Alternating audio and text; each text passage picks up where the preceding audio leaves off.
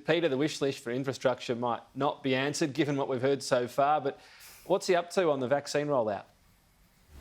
Well, he's blaming the vaccine rollout now, or the slowness of the vaccine rollout, for some of Queensland's dramas with the economy, which is another example of Queensland using the old let's blame Canberra card. It also comes off the back, this wish list of Deputy Premier Stephen Miles on Labor Day last week, referring to the Prime Minister as a word that we cannot repeat on national television, Tom. But look, I think, you know, when you think about the Queensland government and you think about how they're relying on the Fed so much to fund half of the Olympics infrastructure, including the refurbishment of the Gabba, it's an interesting ploy, isn't it? And I mean, a wish list coming 2 days out or even a day out from the federal budget does seem a bit odd when you consider that the federal budget papers were probably printed about a week ago. So, interesting tactic from Cameron Dick.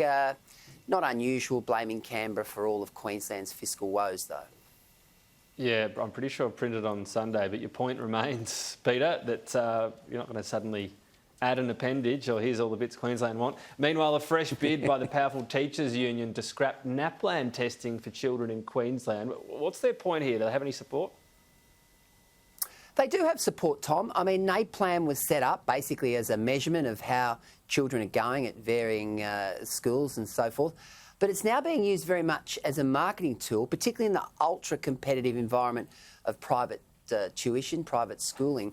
And there is a sense that too much pressure is being put on children to perform at the NAPLAN level rather than taking the whole of the year as their assessment criteria. So the teachers' union in this state, very powerful union, they've come up with this plan to basically scrap NAPLAN. They think that it doesn't reflect the literacy and numeracy values and quality that exists in Queensland. So it'll be interesting to see if they get any traction on that. I get a sense, Tom, that they probably will.